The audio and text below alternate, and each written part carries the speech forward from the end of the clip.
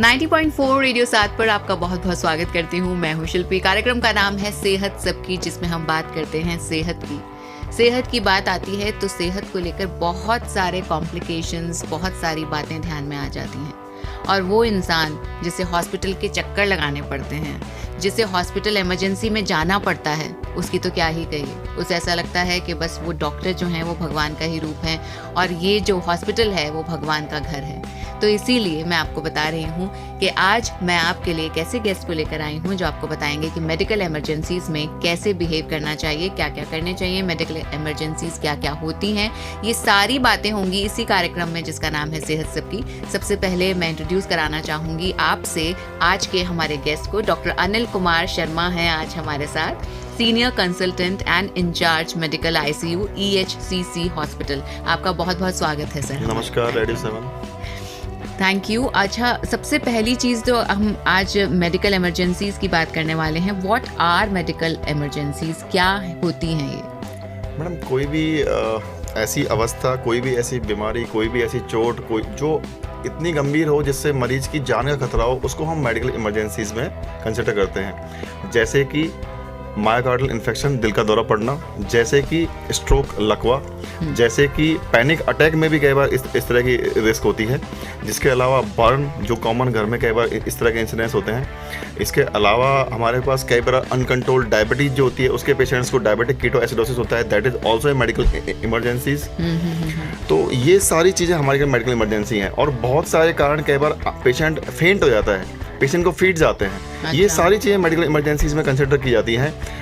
कैसे हमको एक बेहोश पेशेंट के लिए अप्रोच करना है, कैसे एक पेशेंट को जो फीट जाते हैं उसको हमको ध्यान रखना है, ये सारी चीज़ें हम यहाँ पे इस टॉपिक पे डिस्कस करने वाले हैं। अच्छा सर, तो आपने बताया बहुत सारी मेडिकल इमरजेंसीज के बारे में। आपके पास आजकल कौन से सबसे ज़्यादा केसेस आ रहे हैं, हम ये भी जानना चाहेंगे कि मेडिकल इमरजेंसीज वक्त के साथ, दौर के साथ, समय के साथ चेंज होती रहती हैं। कि इस वक्त कोरोना के जस्ट बाद जैसे हार्ट अटैक का जो एक दौर आया, और इनफैक्ट आई थिंक वो अभी भी, ये तो आप ज़्यादा जानते हैं, लेकिन अभी भी जैसे कि रिपोर्ट्स बताती हैं, न्यूज़पेपर बताता है कि वो अभी भी चल रहा है कि हार्ट डिजीज़ की प्रॉब्लम यंगस्टर्स में हुई। इनफैक्ट 40 ईयर्स के लोगों को भी, 40 to 45 ईयर्स एज के, तो वो ज़्यादा हो रही हैं। तो ऐसा क्या सबसे ज़्यादा मेडिकल इमरजेंसीज क्या आ रही हैं? मैडम, ये आपने बहुत अच्छा सवाल उठाया है। जैसा कि इन लास्ट 10 ईयर्स में, इस लास्ट डिकेड में जो हमने सबसे ज़्यादा जो मेडिकल इमरजेंसीज डील की हैं और जो देखी हैं, उनमें दिल का दौरा पड़ना, मायोकार्डियल इन्फेक्शन, दूसरा स्ट्रोक, लकवा, इनके इंसिडेंट्स आजकल बहुत ज़्यादा बढ़ रहे हैं। अब इसमें कंट्रीब्यूट जो फैक्टर्स हैं, उसमें आपका रिस्क फैक्टर्स में आपका आता है स्मोकिंग। अच्छा। आपकी life style, sedentary life style, जिसमें पेशेंट मरीज लोग एक्टिव नहीं होते हैं, एक्सरसाइज नहीं करते हैं, रनिंग नहीं करते हैं। दूसरा चीज़ है कि ये तो मॉडिफिएबल रिस्क फैक्टर्स हैं। कुछ रिस्क फैक्टर्स जिनको आप मॉडिफाई नहीं कर सकते। आपकी जेनेटिक्स, आपकी फैमिली में किसी को अगर दिल का दौरा पड़ा है तो आपको दिल का दौरा पड़ने की संभावना जो है वो बहुत ज़्यादा होती है। अच्छा। मेल्स में फीमेल के कंपेयर में दिल का दौरा पड़ने की संभावना 2 से 3 गुना ज़्यादा होती है। 2 से 3 गुना? 2 से 3 गुना, यस। अच्छा। हाँ, और कोविड के बाद में ये आपने बहुत सही बात बताई है कि यंग एज पॉपुलेशंस में जो पहले इतने इंसिडेंट्स नहीं देखने को मिलते थे, उतना आजकल हमारे पास यंग एज पॉपुलेशंस के पेशेंट दिल का दौरा पड़ के और सीरियस कंडीशंस में हमारे पास आ रहे हैं। तो ये हमारे लिए एक सीरियस कंसर्न है कि कोविड से लोगों में क्लॉट बनने की जो टेंडेंसी है, ब्लड के अंदर क्लॉट बनने की जो टेंडेंसी है, थ्रोम्बोटिक टेंडेंसी जिसको हम बोलते हैं, वो बढ़ी है। अच्छा जी। अच्छा, आपने क्लॉट बनने की टेंडेंसी के बारे में बात की, तो ये जानना हम चाहेंगे क्योंकि बहुत सारे लिसनर्स जो अभी सुन रहे हैं वो एक्चुअली घबरा जाते हैं सुनकर कि अच्छा ये टेंडेंसी बढ़ रही है, तो हम अपने आप को किस तरह से बचाएं, किस तरह से अपनी बॉडी में क्लॉट ना बनने दें। सबसे पहले तो यही बता दीजिए हमारे लिसनर्स को। मैम, एक तो रेगुलर अपना चेकअप एक एज के बाद में, जैसे 40 प्लस की एज अगर आपकी है तो आपको रेगुलर रूटीनली आपको अपने टेस्ट कराने हैं। जैसे कि जिसमें लिपिड प्रोफाइल है, रूटीन जो लैब्स होते हैं वो आपको कराने हैं। डॉक्टर्स को आपको रेगुलर नियमित रूप से दिखाना है। अगर आपकी डायबिटीज़ आपको है तो नियमित रूप से डायबिटीज़ के लिए आपको जाँच करानी है, डायबिटीज़ को कंट्रोल में रखना है, क्योंकि इन पेशेंट्स में अटैक की संभावनाएं नॉर्मल लोगों के कंपेयर में बहुत ज़्यादा होती हैं। अच्छा। हाँ, अब आपने बात की क्लॉट बनने की, कि दोनों ही चीज़ें, स्ट्रोक और दिल का दौरा पड़ना, मायोकार्डियल इन्फेक्शन, ये बेसिकली होता क्या है कि मस्तिष्क में जो ब्लड सप्लाई करने वाली हमारी धमनियाँ होती हैं, उनके अंदर कोलेस्ट्रॉल, जो बैड फैट जिसको हम बोलते हैं, LDL, कोलेस्ट्रॉल और ट्राइग्लिसराइड, ये इनका डिपोजिशन होता है, तो इनसे सॉफ्ट प्लैक बनते हैं। कभी कभी इनमें कैल्शियम का डिपोजिशन भी साथ में होता है, तो उससे हार्ड प्लैक्स बनते हैं। अच्छा। और ये प्लैक जब रप्चर होते हैं तो ब्लड सर्कुलेशन को अवरुद्ध कर देते हैं। अच्छा। ब्लड सर्कुलेशन जब अवरुद्ध हो जाता है तो जो ब्लड ऑक्सीजन और पोषक पदार्थ लेके मस्तिष्क तक और हार्ट तक जा रहा था, उसका अवरुद्ध होने के बाद में उसको नुकसान होता है, उसके जो ऊतक है, उसके जो टिश्यू हैं, उनमें डैमेज होना चालू हो जाता है। अच्छा। तो जब ये नुकसान हार्ट की मसल्स को होता है तो उसको हम बोलते हैं मायोकार्डियल इन्फेक्शन। अच्छा। जब ये नुकसान ब्रेन को होता है तो हम उसको बोलते हैं स्ट्रोक या सीवीए। सीवीए भी 3 तरह का होता है। अच्छा, सीवीए का फुल फॉर्म क्या होगा? Cerebrovascular accidents. अच्छा, यस, जो ब्रेन की नसें हैं उनमें थक्के की वजह से, प्लैक की वजह से एक आपका मस्तिष्क का जो पार्ट है वो डैमेज हो गया। अच्छा। Yes, that we call stroke. अच्छा, तो आपने ये सारी चीजें बताई हमें, तो क्लॉट ना बने उसके लिए हमें एक्सरसाइज करनी चाहिए और क्या क्या करना चाहिए? एक मैडम सबसे मेन जो इम्पोर्टेंट चीज़ है कि आजकल जो नई जनरेशन है वो खाने में सबसे ज़्यादा जंक फूड्स, बिल्कुल, कोल्ड ड्रिंक्स, चीज़, बटर और सारी की सारी फ्राइड चीज़ें का इस्तेमाल होता है। वो सारी की सारी हानिकारक चीज़ें हैं। ट्रांस फैट जो अपन बार बार बॉईल करते हैं ऑयल को, जिससे ट्रांस फैट बनता है, दैट इज़ बैड फैट, तो वो हमारा डिपोजिशन की टेंडेंसी उसमें ज़्यादा होती है। तो अच्छी लाइफस्टाइल के साथ साथ खाने में बदलाव सबसे इम्पोर्टेंट एस्पेक्ट है, जिसके अंदर अंकुरित दालें हैं, साबुत दालों का इस्तेमाल है, फल हैं, सब्जियां हैं, ग्रीन लीफी वेजिटेबल्स हैं। और एक एज के बाद में आपको अपना डिनर जो है वो कट डाउन करना होता है, क्योंकि डिनर के बाद में ही मैक्सिमम आपकी एक्टिविटी नहीं होती है। वो सारा का सारा डिपोजिशन जो होता है, जो टेंडेंसी होती है डिपोजिशन की, वो डिनर के बाद ज़्यादा होती है। तो आपका ब्रेकफास्ट सबसे ज़्यादा होना चाहिए, लंच उससे कम होना चाहिए और डिनर मिनिमम होना चाहिए। जबकि होता उल्टा है इंडियन सिनेरियो में, डिनर हम हैवी करते हैं, ब्रेकफास्ट हम लाइट करते हैं। पार्टीज में कितना जाते हैं हम लोग बाहर, अगर जैसे कि अगर हम लोग दिन में ऑफिस में हैं तो हम शाम को जाते हैं और हमको लगता है कि अगर लाइफ कितनी बोरिंग है, चलो सेलिब्रेट किया जाए, and then we go out and have dinner बाहर। तो बाहर जब डिनर करते हैं तो हम ये नहीं सोचते कि कितना कैलोरीज, अच्छा एक बार ही तो आए हैं और ऐसे करके, और फिर देन 2-3 इन्विटेशंस आ जाते हैं। हम लोग इतना सोसाइटी के साथ जुड़कर रहते हैं, शादियों के सीजन में वही हाल होता है, फेस्टिवल्स के सीजन में वही हाल होता है, सो इट इज डिफिकल्ट। बिल्कुल मैडम। और उसके अलावा जो मॉडिफाइबल रिस्क फैक्टर्स हैं उसमें अल्कोहल, जो कि सोसाइटी में अल्कोहल का कंजप्शन बहुत ज़्यादा बढ़ गया है। टीनेजर्स तक भी लोग अल्कोहल कंज्यूम करते हैं, तो अल्कोहल बहुत बड़ा रिस्क फैक्टर्स है। उसके अलावा स्मोकिंग एक बहुत बड़ा रिस्क फैक्टर्स है। तो quit smoking, quit alcohol, healthy lifestyle, daily routine. American heart association recommend करता है कि आपको वीक में 21 किलोमीटर्स, 21 किलोमीटर आपको ब्रिस्क वॉक करनी है। अच्छा। ब्रिस्क वॉक का मतलब तेज चलना। तो वो हमारे लिए बहुत जरूरी कदम है। तो अगर आपको चाहते हैं आप कि आपकी जो बॉडी है उसमें जो भी सर ने बताया कि थक्का जम जाता है, ब्लड का क्लॉट बन जाता है, वो ना बने, तो आपको क्या क्या करना है? सबसे पहले तो खाने पीने का ध्यान रखना है। खाने पीने में आपको जो भी सीजनल वेजिटेबल्स होती हैं, लीफी वेजिटेबल्स होती हैं, या आप सूप्स ले सकते हैं। तला भुना खाना ना खाएं, मैदा ना खाएं, या फिर ये जो फास्ट फूड होता है ये ना खाएं, बहुत सारा पैकेज्ड फूड के लिए ना करें। तो ये सारी चीज़ें आपको ध्यान में रखनी है, और एक्सरसाइज तो करनी ही है। रात को जो डिनर है वो छोटा सा रखिए और ब्रेकफास्ट बड़ा और लंच उससे छोटा। तो इस तरह से अगर आप करेंगे तो मैनेज हो जाएगा। हम पैनिक अटैक के बारे में और जानना चाहेंगे, बिकॉज आजकल का जो दौर है उसमें छोटे छोटे से बच्चे ऐसा कहते हैं कि मुझे स्ट्रेस हो रहा है, मुझे एंग्जाइटी हो रही है, घबरा जाते हैं। कई बार बच्चे स्टेज पर आके बिल्कुल और मैं छोटे बच्चों की बात नहीं कर रही हूँ, छोटे बच्चे तो फिर भी बिंदास होते हैं, लेकिन जो बड़े बड़े बच्चे होते हैं जैसे 19 year old, 20 year old, they would just stand on the stage and they'll do nothing and और उनको स्वेटिंग होने लग जाएगी। तो क्या वो भी पैनिक अटैक होता है? और पैनिक अटैक कितने टाइप के होते हैं, क्यों होते हैं, कैसे उनसे बचा जा सकता है? मैडम ये आपने बहुत ही अच्छा सवाल उठाया है। आजकल की जनरेशन में फियर और डिप्रेशन और बहुत जल्दी इम्पल्सिव हो जाना, ये जो बिहेवियर है वो आजकल के दौर में बहुत बड़ा है। उसके बहुत सारे कारण हैं। हमारी फीडिंग हैबिट्स हो सकती हैं। पहले हमारी कंबाइंड फैमिली हुआ करती थी, आजकल न्यूक्लियर फैमिलीज होती हैं। हस्बैंड वाइफ दोनों जॉब करते हैं, आपस में इमोशनल शेयरिंग, इमोशनल बॉन्डिंग और टाइम नहीं दे पाना, ये एक इंपॉर्टेंट फैक्टर्स है। गैजेट्स के साथ में आपका लगाव ज़्यादा हो गया है, ना कि फैमिली मेम्बर्स के साथ में, ये एक बहुत इंपॉर्टेंट एस्पेक्ट है। इमोशनल बॉन्डिंग, इमोशनल शेयरिंग, जब पहले हम एक साथ बैठते थे, एक साथ खाना खाते थे, गॉसिप करते थे, तो लाइटर मोमेंट्स में हम सब चीज़ें शेयर करते थे। जी। वो कहीं ना कहीं लैकिंग है आज। तो वो एक चीज़ जो है उसको हमको कैसे भी करके इस तरह का होना चाहिए कि बच्चों को गैजेट से थोड़ा दूर रखें, इमोशनल बॉन्डिंग उनकी होनी चाहिए, बच्चा आपसे सब कुछ शेयर करते हुए हेजिटेट ना करे। अच्छा। इस तरह का एटमॉस्फेयर हमको एक घर में क्रिएट करना चाहिए। ये एक इंडिविजुअल पर्सनैलिटी भी है कि आप किसी चीज को कितनी सेंसिटिविटी और कितनी डेप्थ से लेते हैं। तो पैनिक तो एक सामान्य पैनिक तो बहुत सारे लोगों में होता है कि आपने, क्योंकि लाइफ इन फास्ट लेन है, कॉर्पोरेट में आप काम करते हो, स्ट्रेस आपको होता ही है, लेकिन आप उसको किस तरह से लेते हो वो पैनिक एक अटैक होता है। पैनिक अटैक में पेशेंट बिल्कुल ब्लैंक हो जाता है, अच्छा। पसीना आ जाते हैं, कई बार इवन इसको बेहोशी की वाली हालत भी उसकी हो सकती है। अच्छा। तो सबसे मेन चीज जो पैनिक अटैक वाला पेशेंट्स है, उसको कोई भी ऐसी वस्तु, कोई भी ऐसा व्यक्ति, कोई भी ऐसा स्थान जिससे उसको पैनिक अटैक होता है या जिस चीज से उसको फियर और डिप्रेशन होता है, उन चीजों से उसको दूर रखना है। अच्छा। हमेशा अच्छे फ्रेंड्स, अच्छे फैमिली मेंबर्स में ऐसी बॉन्डिंग होनी चाहिए कि जिससे वो बच्चा या वो लोग आपस में शेयरिंग करें, इमोशंस को शेयर करें, कम्युनिकेशन करें। और उसके बाद भी अगर आपको पैनिक अटैक होता है तो आपको साइकियाट्रिस्ट की सलाह लेने में कोई संकोच, कोई वो नहीं करना है, हिचकिचाना नहीं है। बिल्कुल आपने सही कहा। अच्छा, एक और चीज़ मैं देखती हूँ जिसके साथ बहुत सारी मिथ्याएं जुड़ी हुई हैं, मतलब ऐसे भ्रम जुड़े हुए हैं, और वो है फिट्स के साथ लोग पता नहीं कौन कौन से घरेलू उपचार करते हैं, जूता सुंघाना, प्याज सुंघाना, और ऐसे सोचते हैं कि इसके ऊपर तो कुछ ऊपरी हवा है, ये है, वो है, 50 चीज़ें वो फिट्स से रिलेट करते हैं। तो आज हमारे लिसनर्स को वो जो सारे मिथ्स हैं वो क्लियर कर दीजिए। बताइए कि फिट्स किस रीज़न से आते हैं, कब कब आ सकते हैं, क्या हेरिडिटरी है, क्या फिट्स कभी सही हो सकते हैं, सबसे पहली चीज़ क्या करनी चाहिए अगर किसी को इस तरह की समस्या है।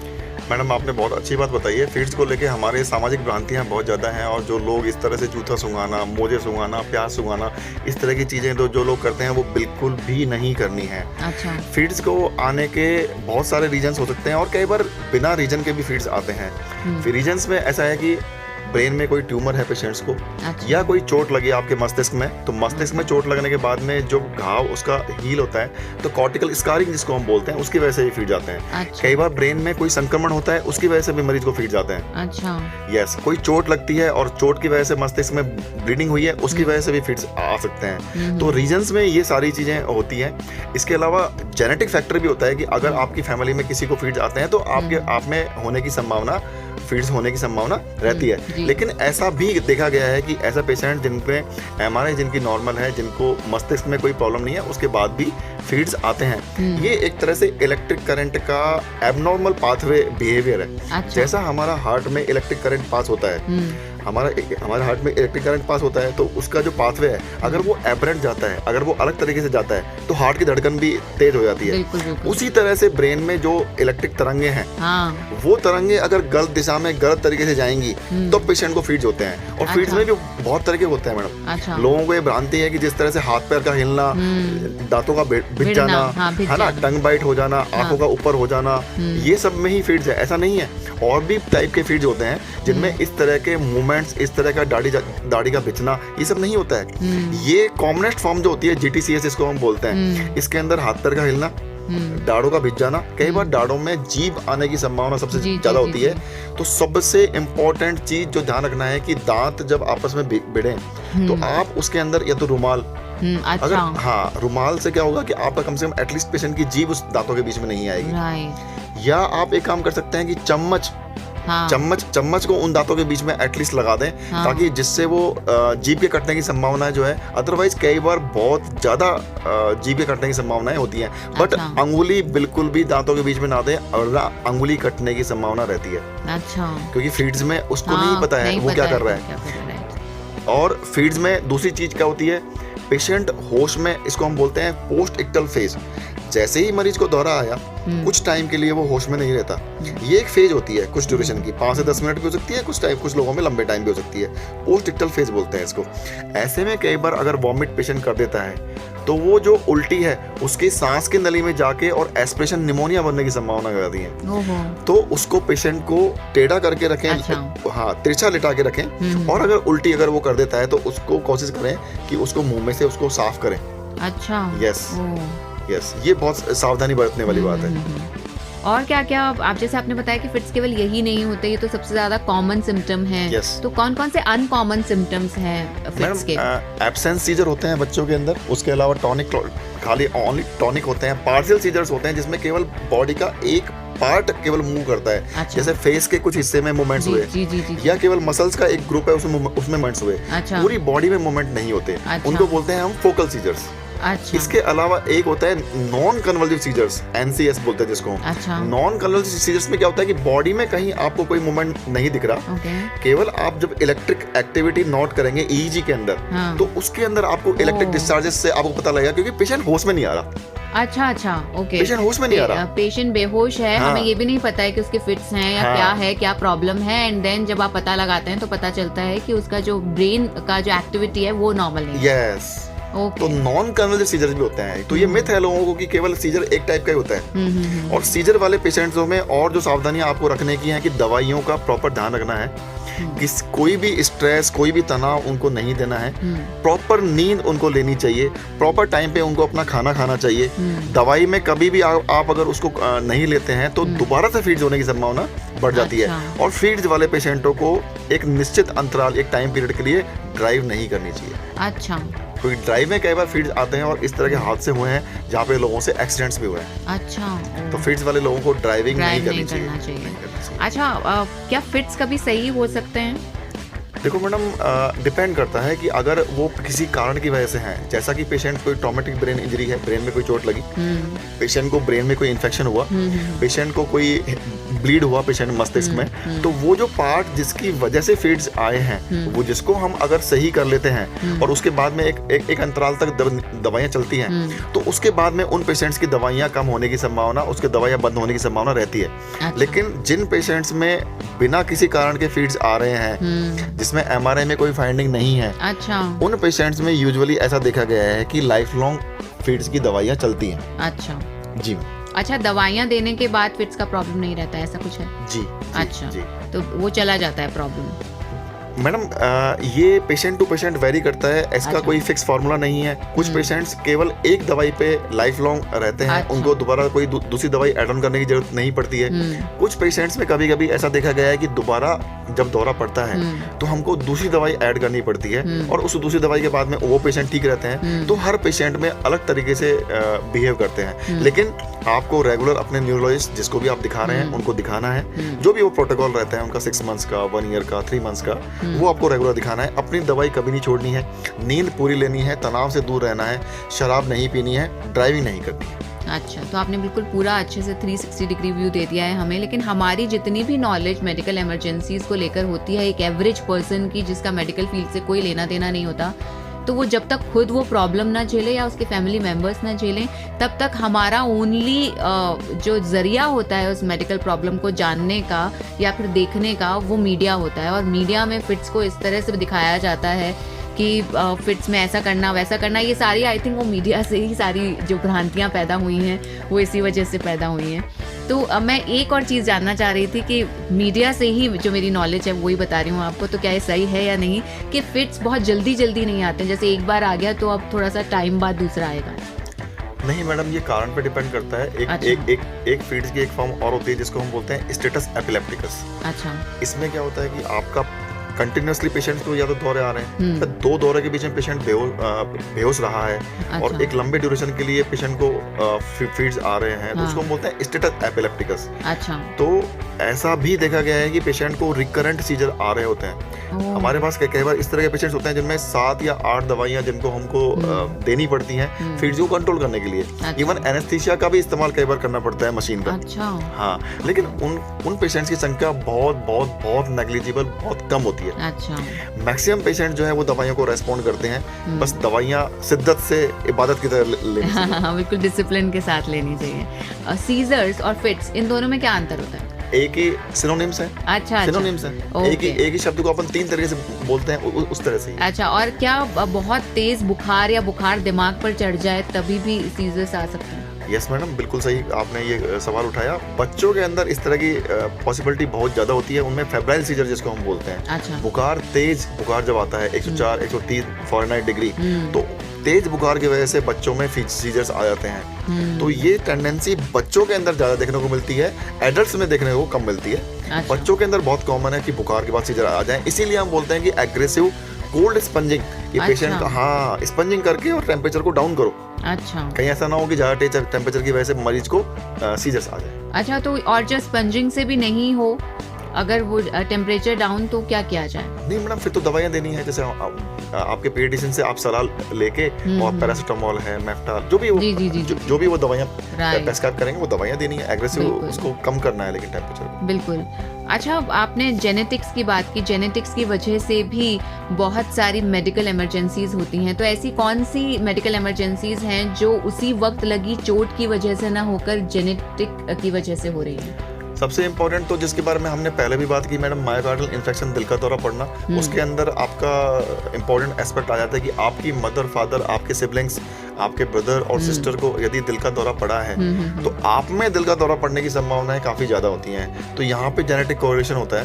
अच्छा। इसके अलावा मैंने एपिलेप्सी का आपको बताया कि एपिलेप्सी अगर फैमिली में हिस्ट्री रही है, अच्छा, तो दूसरी जनरेशन में भी वो एपिलेप्सी होने की संभावना भी जेनेटिक्स से कोरिलेटेड है। अच्छा, हाँ, ओके, ठीक है। अच्छा, अब बात करते हैं इंजरीज की। अब इंजरीज हमें कभी भी नहीं पता होता कि वो कितनी डीप है, मतलब अगर पैर में लग जाती है बहुत तेज दर्द होता है, बाद में पता चलता है कि अच्छा तो फ्रैक्चर था, और कई बार बिल्कुल भी ऐसा नहीं लगता कि फ्रैक्चर होगा और निकलता है कि भाई फ्रैक्चर है। तो बहुत सारी ऐसी चीज़ें होती हैं जो हम बाहर की बॉडी को देखकर पता नहीं लगा पाते कि अंदर हो क्या रहा है, और इंजरीज के मामले में तो लोगों को बिल्कुल नहीं पता चलता। कई बार खून रुकना ही बंद नहीं होता, एक छोटी सी चोट में भी खून रुकना बंद नहीं होता। तो ऐसी कौन कौन सी इंजरीज हैं जो मेडिकल इमरजेंसी की श्रेणी में आती हैं?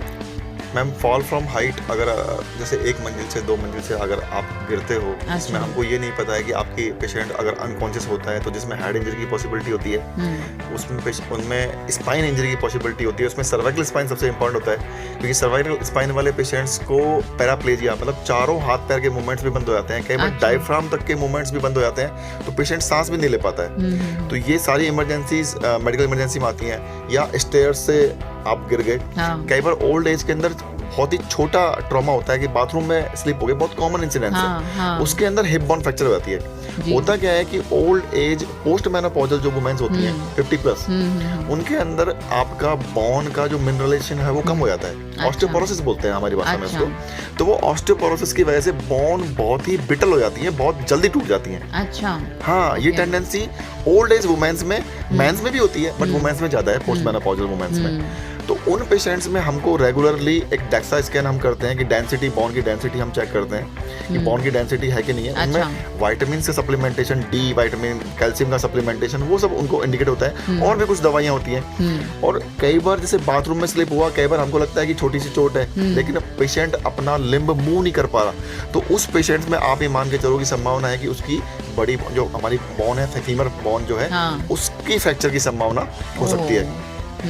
और आपने बात की ब्लीडिंग की, तो कई बार शार्प ऑब्जेक्ट से अपना इंजरी घर पे होती है कि कई बार कट लग जाता है। तो शार्प ऑब्जेक्ट से जब भी कट लगे, अगर हमारे पास में फर्स्ट एड बॉक्स है, कोई उसमें स्टेराइल गॉज है, तो सबसे मेन चीज है कि कंप्रेशन। उस साइड पे अपन को स्टेराइल गॉज से उसको कंप्रेस करके रखना है जब तक कि ब्लीडिंग स्टॉप नहीं हो जाए। सबसे मेन जो कंपोनेंट है ब्लीडिंग को रोकने का, उसको है कंप्रेशन। तो बहुत सारी साइट्स तो ऐसी होती हैं जहां हम कंप्रेस कर पाते हैं। अगर कंप्रेस करने वाली साइट नहीं है और कहीं पे हम उससे प्रॉक्सिमल का मतलब पहले टर्निके ला सकते हैं। जैसे मान लो हाथ में चोट लगी, तो हमने फोर आर्म में टर्निके मतलब टाइट कोई चीज बांध दी। अच्छा, तो एक तरह से जाएगा नहीं। यस, ब्लड सप्लाई को अपन ने कम किया और वहां पे उसको कंप्रेस किया। अच्छा, जब तक कि मेडिकल आपके लिए फैसिलिटी अवेलेबल नहीं हो जाती, होम बेस्ड रेमेडीज में अपन। बच्चों के साथ अक्सर देखा जाता है कि गिरते पड़ते रहते हैं, तो हेड इंजरीज बहुत होती हैं, मतलब सर फूट जाना। तो उसमें कितना घबराने की ज़रूरत है, क्योंकि बहुत सारे लोगों को कोई आइडिया नहीं होता कि इस वक्त इनको डॉक्टर के पास लेकर जाएं या हल्दी और घी को तो तपा कर उन्हें लगा दें। मैडम, बच्चों में आपने ये बात सही कहा कि बच्चे बहुत ज़्यादा चंचल होते हैं, खेलते हैं, कूदते हैं, तो उनको लगती भी है, लेकिन भगवान ने हमको उसी रूप में बनाया है। ये सब चीज़ें गॉड ने जिस तरह से डिजाइन की है ना, तो हमारी छोटी अवस्था में, चाइल्ड एज में हमारी जो बोन होती है वो प्लायबल होती है। प्लायबल का मतलब वो थोड़ा सा उनमें फ्लेक्सिबिलिटी होती है। हाँ, राइट। तो उनमें आप देखो कभी भी इतनी चोट इतनी बड़ी कई बार लगती है, उसके बावजूद भी उनके अंदर फ्रैक्चर्स, उनके अंदर और जो इंजरी जो एडल्ट में हो सकती थी वो उतनी नहीं होती है। तो ये हमारा एक गॉड की तरफ से हमारा एक वो है कि भाई बच्चों में इस तरह का सेविंग। फिर भी अगर मान लो चोट लगती है तो पहली बात तो स्कैल्प, जो आपने बात की सर पे चोट लगा और ब्लीडिंग हुई, स्कैल्प हमारा बहुत वैस्कुलर स्ट्रक्चर है, मतलब कि ब्लड सप्लाई वहाँ बहुत ज्यादा है, जैसे चेहरे पे, स्कैल्प पे वहाँ ब्लीडिंग प्रोफ्यूज होती है, बहुत ज्यादा ब्लीडिंग होती है। अच्छा। हाँ, तो सब वही इंपॉर्टेंट चीज उसी के लिए फर्स्ट एड बॉक्स से अपन को स्टाइल गॉज से कंप्रेस करना है उसको जब तक कि हमारी ब्लीडिंग स्टॉप नहीं हो जाए। अच्छा। और नियर बाई मेडिकल फैसिलिटी को इन्फॉर्म करना है इमरजेंसी के लिए। ओके। अच्छा, मेडिकल इमरजेंसीज में किसी जानवर के काटना, मतलब जैसे कि कुत्ता काट गया या फिर सांप के काटने के जो इंसिडेंसेस हैं, फिर वापस से मैं यही कहूँगी कि मीडिया ने जो हमें बताया है कि क्या किया जाए जब सांप काट ले, तो वो मैं बात नहीं करूँ तो अच्छा है, लेकिन फिर भी क्या करना चाहिए आज हमारे लिसनर्स को ये बताइए कि अगर कोई जैसे कि मान लीजिए कई घरों में चूहे बहुत ज़्यादा होते हैं और रात को सोते समय ज़रा सा काट देते हैं, तो चूहा काटना या फिर कुत्ते का काटना, या फिर आप खेल रहे हो या बंदर काट के चले जाते हैं, क्योंकि बंदर बहुत शैतान होते हैं और बंदर आजकल होते भी हैं, तो ये सारी इमरजेंसीज में कैसे बिहेव करना चाहिए? ये आपने बहुत ही अच्छी चीज़ उठाई है मैडम, ये बहुत ही कॉमन इंसिडेंट्स हैं। और dog bite, street dog bites की इंसिडेंट्स अपने काफ़ी बहुत ज़्यादा आते हैं। बारिश के अंदर हमारे यहाँ पे फार्मर्स और इनमें लोगों में जो एग्रीकल्चर एक्टिविटी से जुड़े हुए लोग हैं, उनके अंदर स्नेक बाइट के इंसिडेंट्स भी काफ़ी होते हैं। तो सबसे मेन जो भ्रांति है, जिस तरह से हमारे मूवीज में दिखाया गया है, या कि लोग उसको बाइट वाली जगह पे शक करते हैं पॉइजन को, एग्जैक्टली ये बिल्कुल भी नहीं करना है, या किसी और मेथड से भी शक नहीं करना है। अच्छा। उस पे आपको उसको फ्रेश वाटर से वॉश करना है। अच्छा। फ्रेश वाटर से वॉश करना है, बिल्कुल। और उसके बाद में नियर बाई सेंटर पे आपको लेके जाना है, जिसके लिए government free of cost anti tetanus serum जो अवेलेबल रहते हैं, तो वो उसको दिए जाने चाहिए। अगर आप ले सकते हैं तो अगर स्नेक की कोई पिक्चर आप ले सकते हैं, स्नेक को मारने की कोशिश ना करें। अच्छा। कोई पिक्चर ले सकते हैं जिससे हमको ये आइडिया लगे कि ये पॉइजनस किस तरह के पॉइजनस स्नेक है, नॉन पॉइजनस स्नेक है, तो उसको हम डिस्क्रिमिनेट कर पाए। हाँ, तो उस हिसाब से इलाज दे पाए। यस। और उस जो एरिया जिसको काटा है उसको हार्ट के लेवल से नीचे रखें। अच्छा। जैसे मान लो पैर में काटा है तो पैर को हार्ट के लेवल से नीचे रखें। अच्छा। यस। और सबसे इम्पोर्टेंट चीज की पेशेंट को एप्रीहेंशन, जो डर और फियर होता है, जो जिस पेशेंट को एप्रीहेंशन, जिसको स्नेक बाइट हुआ है, तो वो हमको दूर करना है कुछ भी करके, कि भाई कोई घबराने की बात नहीं है। सारे जो स्नेक होते हैं वो पॉइजनस नहीं होते हैं। मैक्सिमम जो स्नेक बाइट वाले पेशेंट्स होते हैं वो हेल्थ केयर सेंटर में जाके और बचते हैं। अच्छा। तो ये उनको श्योर करना है कि वो उनको एप्रीहेंशन नहीं होने देना। अच्छा, तो उनको डर ना हो, तो फिर इससे उनका जो इलाज है वो अच्छे से हो पाएगा। यस। और जैसे कि आप बता रहे थे, डॉग बाइट के केस में क्या करना चाहिए? डॉग बाइट के केस में मैडम सॉप एंड वाटर से जो आपका वुंड है उसको वॉश करना है। अच्छा। और near by anti rabies centre, अच्छा। एंटी रेबीज सेंटर्स गवर्नमेंट में एसएमएस में जैसे हमारे यहाँ पे है, हर जगह एंटी रेबीज सेंटर होते हैं। वहाँ एंटी रेबीज सेंटर में जाके, और उसके लिए भी हमारा वैक्सीनेशन, एक तो लोकल साइट पे वैक्सीनेशन होता है, एक सिस्टमिक वैक्सीनेशन होता है, वो हमको लगवाने ही है। हाँ, उसमें रिस्क नहीं लेना है, क्योंकि डॉग बाइट से होने वाली डिजीज, जिसको हम रेबीज बोलते हैं, हाइड्रोफोबिया बोलते हैं, वो 100% फेटल है। अगर किसी को हुआ तो पेशेंट नहीं बचता है। अच्छा। हाँ, सबसे मेन इम्पोर्टेंट चीज। सबसे पहले तो डॉग से दूर ही रहिए। यस, बिल्कुल बिल्कुल। तो उनसे दूर रहिए, क्योंकि आपने जिस तरह से बताया है उससे डर भी लगता है कि कुछ भरोसा नहीं है किसी भी स्ट्रीट डॉग का। तो अगर आपके घर में अगर डॉग है जो आपके फैमिली मेंबर की तरह ही है, उनकी बात हम नहीं कर रहे हैं, हम बात कर रहे हैं उन स्ट्रीट डॉग्स की जो एक्चुअली उनका कुछ पता नहीं होता है कि अगर उनका मूड ख़राब है या मूड ख़राब भी नहीं है, तो एक टेंडेंसी होती है कई डॉग्स में, कई स्ट्रीट डॉग्स को इसीलिए नगर निगम उठा के लेके जाता है क्योंकि उनकी टेंडेंसी होती है बाइट करने की लोगों को।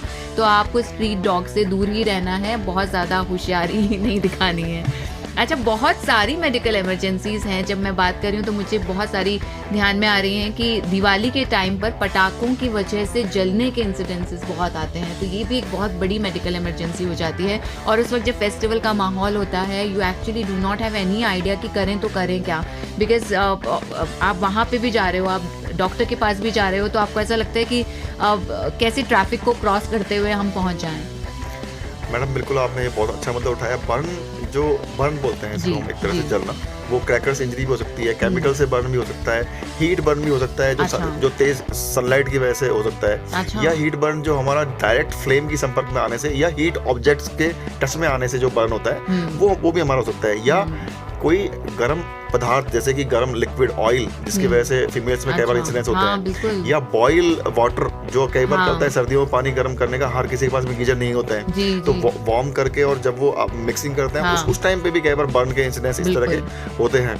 तो ये बहुत सारी चीज़ें हैं, इसके अलावा कुछ चीज़ें और भी हैं जिनसे हमारे बर्न इंसिडेंट्स होते हैं, ये कॉमन इंसिडेंट्स हैं। तो सबसे पहले तो बर्न जिस एरिया में हुआ है, जिस भी चीज़ से हुआ है, उस पे कोई भी बर्फ या इस तरह की चीज़ हमको नहीं इस्तेमाल करनी। जबकि हम तो यही करते हैं। हाँ, यस।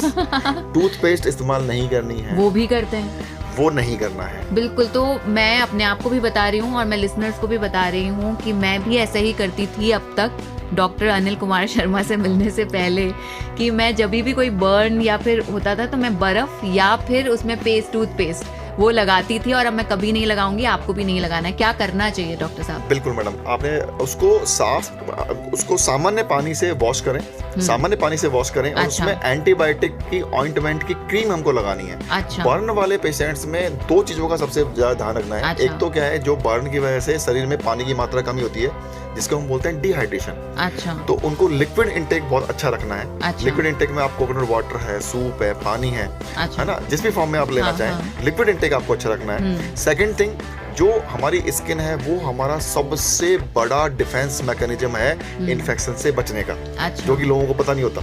अच्छा। हाँ, हाँ। हमारे सबसे बड़ा डिफेंस ही स्किन है। अच्छा। तो स्किन जब बर्न होती है और स्किन जब हट जाती है वहां से, तो मतलब अंडरलाइंग टिश्यू जो स्ट्राइल है वो एक्सपोज हो गए आपके बाहर, तो उस पे बैक्टीरिया ग्रो करेगा। बैक्टीरिया ग्रो करेगा तो इन्फेक्शंस की पॉसिबिलिटी बहुत ज्यादा बढ़ जाती है। अच्छा। सेप्सिस की पॉसिबिलिटी बहुत ज्यादा बढ़ जाती है। तो सबसे ज्यादा ध्यान रखना है उसको इन्फेक्शन से बचाने के लिए कि वहां पे उसको क्लीन करने के बाद में उस पे antibiotic ointment, silver sulphur Digene नाम से, जैसे वो मार्केट में अवेलेबल होती है, केमिस्ट के पास भी अवेलेबल होती है, अच्छा। नियर बाई केमिस्ट से आप ले सकते हैं, उनको पता भी होता है, जो आप कहेंगे तो वो दे भी देगा। अच्छा। वो ऑइंटमेंट लगानी है। लेकिन इसमें भी मैडम बर्न की जो डिग्री है उसको जानना भी बहुत जरूरी है। हाँ। अगर ऐसा बर्न हुआ है कि स्किन केवल रेड पड़ी है तो अलग बात है, अगर स्किन निकल गई है तो अलग बात है। तो ऐसा डिग्रीज में आपको डॉक्टर के पास कब आना चाहिए, मतलब हम आपके पास कब आए? यस मैडम, बहुत अच्छा सवाल उठाया आपने। जो फर्स्ट डिग्री, इनको डिग्री जो बर्न हम लेते हैं वो उसकी डेप्थ के हिसाब से हम लेते हैं, या स्किन की कौन कौन सी लेयर्स हमारी इन्वॉल्व होती हैं उसके हिसाब से हम लेते हैं। जो फर्स्ट डिग्री बर्न होते हैं उनमें खाली स्किन आपकी रेड होती है जी। उसमें स्किन पील ऑफ नहीं होती, मतलब हटती नहीं है जी। ब्लिस्टर्स नहीं बनते, है ना, सूजन नहीं आती, खाली स्किन रेड होती है। जी। तो ये फर्स्ट डिग्री बर्न अगर लेस देन 10% एरिया बॉडी का है तो उनको हम घर पे मैनेज कर सकते हैं। जी। यही जो मेजर्स हैं, एंटीबायोटिक ऑइंटमेंट से, हाँ। है ना, ओरल एंटीबायोटिक से और हाइड्रेशन से, जी। ठीक है, जी। पोटेशियम सप्लीमेंटेशन से। ठीक है। सेकंड डिग्री बर्न होते हैं जिसमें हमारा स्किन की जो लेयर्स है एपिडर्मिस, हाँ। उसके नीचे डर्मिस, अच्छा। तो एपिडर्मिस और डर्मिस का कुछ हिस्सा वो इन्वॉल्व होता है। अच्छा। तो उसमें ब्लिस्टर, फफूला बन जाता है। हाँ, हाँ। और कई बार वो फफूला हट जाता है, हाँ, बिल्कुल। तो वो स्किन एक्सपोज हो जाती है। अच्छा। तो लेकिन सेकंड डिग्री बर्न भी अगर लेस देन 10% है तो हम नियर बाई ओपीडी कंसल्टेशन करके और उसको भी घर पे मैनेज कर सकते हैं। ठीक है।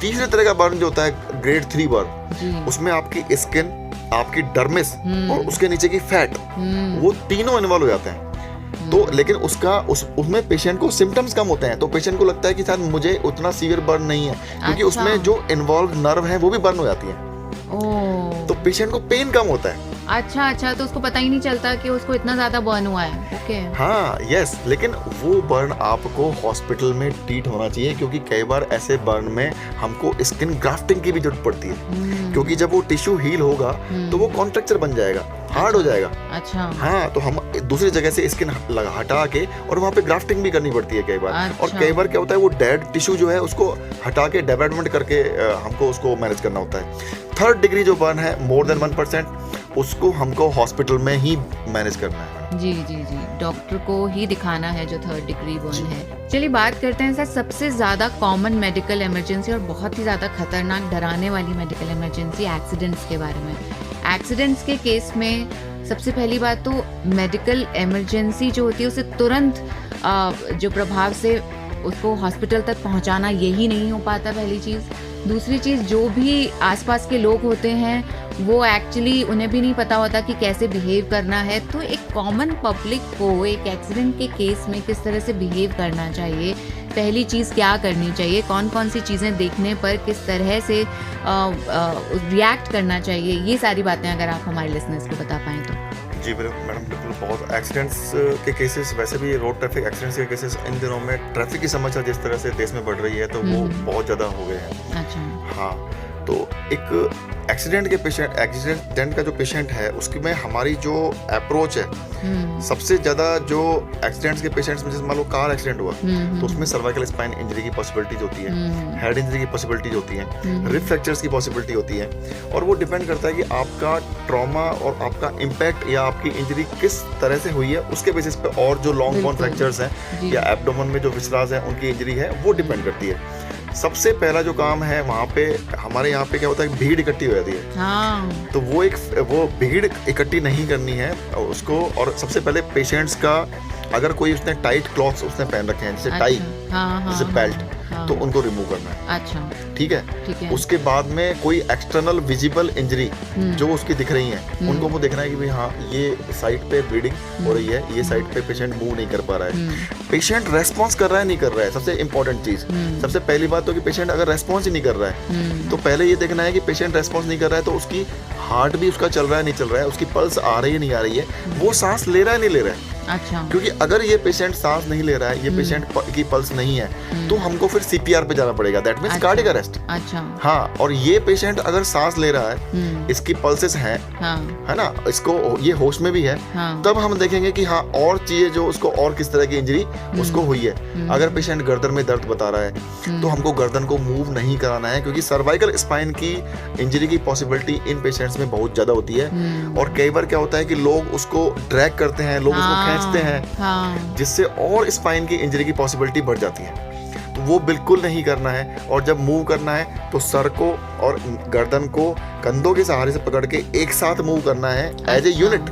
अच्छा। एज ए यूनिट मूव करना है। राइट। एक साथ आपको ये समझना है कि गर्दन और कंधे अलग अलग नहीं है, उनको एक साथ आपको दोनों हाथों से उठाकर या किसी और की मदद लेकर इस तरह से करना होगा। और जो पेशेंट जिनमें, जैसे कि मैंने बताया आपको, जिन पेशेंट जो सांस नहीं ले रहे हैं, जिन पेशेंट्स में हमने गर्दन में, अगर वहाँ पे कोई BLS ट्रेनिंग वाला बंदा है और वो अगर देखता है पल्स पेशेंट की नहीं है, उसमें हमको इमीडिएटली CPR करना चाहिए। और CPR हर लेमैन को, हर इंसान को आना चाहिए। हमने इसके लिए मुहिम छेड़ी हुई है। अच्छा। हम स्कूलों में, ऑफिस में हम ट्रेनिंग कराते हैं BLS की, और मैं उसका इंस्ट्रक्टर हूँ ASCC हॉस्पिटल में। अच्छा। तो किसी भी ऑर्गेनाइजेशन को अगर वो BLS ट्रेनिंग करानी है तो हम उसको ऑर्गेनाइज भी कराते हैं। क्या बात है, तो बहुत ही अच्छी बात बताई आपने। और कौन कौन सी बातें हैं जो ट्रेनिंग होनी ही चाहिए एक आम इंसान में, उन बातों की? मैडम, CPR की ट्रेनिंग सबको आनी चाहिए। CPR क्या है? CPR एक लाइफ बचाने की, लाइफ को सेव करने की एक विधा, एक साइंस, एक टेक्निक्स आप उसको कह सकते हैं। CPR हम किन पेशेंट्स में करते हैं? जैसे मैंने आपको पहले बताया, जो पेशेंट सांस नहीं ले रहे हैं या गैस्प कर रहे हैं, जो कि कार्डियक अरेस्ट के पेशेंट्स में लास्ट में जो ब्रीदिंग होती है, उस तरह का पैटर्न है। या वो पेशेंट्स जिनमें पल्स नहीं आ रही है, जिनका हार्ट स्टॉप हो गया है, तो उनको एक्सटर्नल कार्डियक मसाज हम कंप्रेशन करके, और उनको हमको वाइटल्स ऑर्गन को जीवित रखना है। वाइटल्स ऑर्गन कौन कौन से? Brain and heart. अच्छा। तो हमको एक्सटर्नल चेस्ट कंप्रेशन करना है। अच्छा। अब चेस्ट कंप्रेशन करने की विधि कैसे होती है? हमको पेशेंट के साइड में अपने घुटनों के बल उसके साइड में बैठना है। हमको अपना राइट हैंड उसके चेस्ट के मिडिल में, पाम को हमको रखना है। हमको दूसरे हाथ को उसके ऊपर रखना है। हमको हमारी हाथों को, हमारी दोनों फिंगर्स को लॉक करना है। उसके बाद में हमको हमारे एल्बो बेंड नहीं करने हैं, उनको अच्छा। सीधा करना है। अच्छा। पेशेंट को हमको ऊपर आना है, चेस्ट को हमको पेशेंट के ऊपर आना है। हाँ। हमारा जो फोर्स जनरेट होगा, वो हमारा अपर बॉडी से जनरेट होगा। अच्छा। यस, क्योंकि चेस्ट कंप्रेशन में आपको फोर्स अप्लाई करना है। हाँ। फोर्स कितना अप्लाई करना है कि जो आपकी चेस्ट की डेप्थ है, उसका कम से कम 1/3, मतलब 5 सेंटीमीटर के अराउंड अपन को चेस्ट को कंप्रेस करना है। अच्छा। यस, और उसकी रेट भी कम से कम 100 से 120 बार हर मिनट में कंप्रेस करना है। यस, और कंप्रेशन करने के बाद में दोबारा से नॉर्मल पोजीशन में आना है और फिर कंप्रेस करना है। तो ये जो CPR की टेक्निक्स है, ये हर इंसान को आनी चाहिए। ये जीवन बचाने के लिए, न्यूरोलॉजिकली इंटैक्ट पेशेंट को बचाने के लिए बहुत ही इम्पोर्टेंट विधि है। अच्छा, तो ये आपने बहुत ही कमाल की बात बताई। एक और बात मैं जाते जाते पूछना चाहूँगी, क्योंकि बहुत सारी ऐसी मेडिकल इमरजेंसीज़ हैं जिनके बारे में बात करना बहुत ज़रूरी है। उनमें से एक है अनकॉन्शियसनेस। कई बार कुछ नहीं पता होता और इंसान बेहोश हो जाता है। वो किस रीज़न से हुआ है, उसे कोई ट्रॉमा है, पैनिक है, उसे कहीं लगी है, दिमाग में चोट लगी है, या भूख के मारे हो गया, बहुत सारी चीज़ें होती हैं। तो वो क्या रीज़न है और उसमें क्या करना चाहिए? बिल्कुल मैडम, ये आपने बहुत अच्छी बात बताई। एक अनकॉन्शियस पेशेंट्स के अंदर बहुत सारे डिफरेंशियल, बहुत सारी चीज़ें हो सकती हैं जो उसकी बेहोशी का कारण हो सकते हैं। कॉमनेस्ट रीजन जो होते हैं कि जैसे डायबिटीज़ वाला पेशेंट है, उसने अपना डायबिटीज़ की मेडिसिन ली लेकिन खाना नहीं खाया, शुगर्स कम हो गया उसका, उसकी वजह से भी बेहोश हो सकता है। बीपी पेशेंट का किसी भी कारण की वजह से अगर कम होता है तो उसकी वजह से भी पेशेंट बेहोश हो जाता है। एक कॉमन इंसिडेंस होता है, कई चीज़ों से आपको घबराहट होती है, जैसे बच्चे हैं निडल से घबराते हैं, इंजेक्शन से घबराते हैं। जब भी आप उनको इंजेक्शन लगाने लेने जाएंगे तो वो बिल्कुल क्राई करेंगे, रोएंगे, है ना। कई बड़े लोग भी सैंपलिंग से डरते हैं। तो हमारे यहाँ हॉस्पिटल में भी जो हमारा सैंपलिंग कलेक्शन रूम है, वहाँ से बहुत कॉर्डलूज होते हैं, क्योंकि वहाँ पे सैंपल लेते टाइम पेशेंट बेहोश हो जाता है। तो उसमें वैसोवेगल जिसको हम बोलते हैं, वैसोवेगल में होता क्या है कि आपका जो ब्लड है, हमारी पूरी बॉडी के अंदर 5 लीटर ब्लड होता है। अच्छा। तो मैक्सिमम ब्लड होता क्या है कि आपके पैरों में फुल हो जाता है। अच्छा। तो हार्ट की तरफ ब्लड आ ही नहीं पाता। ओके। तो ऐसे पेशेंट्स के हम क्या करते हैं, पैरों को ऊपर कर देते हैं। अच्छा। जैसे ही पैरों को ऊपर करते हैं, हार्ट को ब्लड जाता है, पेशेंट होश में आ जाता है। अच्छा। तो ये एक जादू की तरह है, नो डाउट। तो वैसोवेगल सिनकोप एक बहुत कॉमन रीजन है। फिर इसके आगे हम बढ़ते हैं तो उसके बहुत सारे कारण हो सकते हैं बेहोशी के। पेशेंट जो मिर्गी का पेशेंट है, अगर उसने दवाई नहीं ली है, उसको फीड जाए, उससे भी पेशेंट बेहोश हो सकता है। या पेशेंट को कोई रेस्पिरेटरी डिस्ट्रेस है, निमोनिया हुआ, या और किसी कारण से वो भी पेशेंट बेहोश हो सकता है। और कार्डियक अरेस्ट या एमआई पेशेंट हुआ, उसको पेशेंट को भी बेहोश हो सकता है। तो इनको डिस्क्रिमिनेट करने के लिए हम कैसे करें? पहली चीज कि पेशेंट को आपने देखा, आपने उससे बात की, are you okay, are you fine, वो रेस्पॉन्स नहीं कर रहा, इसका मतलब बेहोश है। सेकंड चीज हमको देखनी है कि हम पेशेंट सांस हमारा ले रहा है नहीं ले रहा। सांस को देखने का तरीका ये है कि उसका चेस्ट जो है वो अप और डाउन हो रहा है नहीं हो रहा है। तो मतलब पेशेंट का ब्रीथ है या नहीं है। पेशेंट नॉर्मली ब्रीथ अगर नहीं कर रहा है, लेकिन पल्स हमारी प्रेजेंट है, अच्छा, तो ये पेशेंट कार्डियक अरेस्ट नहीं है। हाँ। ये पेशेंट रेस्पिरेटरी अरेस्ट है। अच्छा। यहाँ पे हमको केवल उसको ब्रीथिंग असिस्टेंस देना है। ओके। यस, जब तक कि पेशेंट का खुद का अपना सांस इम्प्रूव नहीं हो जाता। ठीक है। और एक तीसरा टाइप का पेशेंट है कि पेशेंट सांस भी नहीं ले रहा है और पेशेंट के पल्स भी नहीं है, वो हमारा कार्डियक अरेस्ट है। उस पेशेंट में हमको फिर सीपीआर करना है। ओके। यस, उसमें फिर हमको सीपीआर करना है। तो ये बहुत सारे केसेस हैं जो आपने हमें बताए, और ऐसा लग रहा है कि मेडिकल इमरजेंसीज के बारे में बात करें तो एक एपिसोड इस कार्यक्रम सेहत सबकी का काफ़ी नहीं होगा। लेकिन फिर भी हमें बहुत सारी ऐसी बातें जानने को मिली जो हमें नहीं पता थी, जैसे बर्न्स में क्या करना चाहिए, बाइट्स में क्या करना चाहिए, अगर आप ऊंची जगह से आप नीचे गिर जाते हैं तो क्या करना चाहिए, बेहोशी में, सीजर्स में, फिट्स में, इन सब में क्या करना चाहिए, और उसी वक्त हेल्प कैसे ली जाए या उसी वक्त रिएक्ट कैसे किया जाए, कौन सी ऐसी गलती ना करें आप कि जो प्रॉब्लम आपको दिख रही है वो ज़्यादा बड़ी ना हो जाए, या आपको नहीं पता कि प्रॉब्लम कैसी है तो क्या किया जाए। ये सारी बातें हमें पता चली, और मेरे मन में तो अभी भी बहुत सारे क्वेश्चंस हैं, लेकिन हमारे पास समय की कमी के कारण हम रिक्वेस्ट करते हैं डॉक्टर अनिल कुमार शर्मा से, जी आप एक बार फिर हमारे स्टूडियो में पधारिएगा, so that we will have another episode of Sehat Sabki with you. Will talk about medical emergencies a little more. अभी के लिए बस इतना ही। थैंक यू सो मच हमारे स्टूडियो में आने के लिए। Thank you madam, thank you. Radio 7 90.4 radio 7 पर मैं हूँ शिल्पी। सेहत सबकी में आपसे फिर मुलाकात होगी। इसी तरह हम एक गेस्ट को, एक ऐसे डॉक्टर को आपके सामने लेकर आएंगे जो हमारी डे टू डे जितनी भी प्रॉब्लम्स होती हैं, जो हमें बिल्कुल भी अंदाज़ा नहीं होता कि वो मेडिकल इमरजेंसीज़ हैं या फिर वो मेडिकल इश्यूज़ हो सकते हैं, प्रॉब्लम्स हो सकती हैं, उनके बारे में बात होगी। तब तक के लिए मुझे दीजिए इजाज़त। नमस्कार।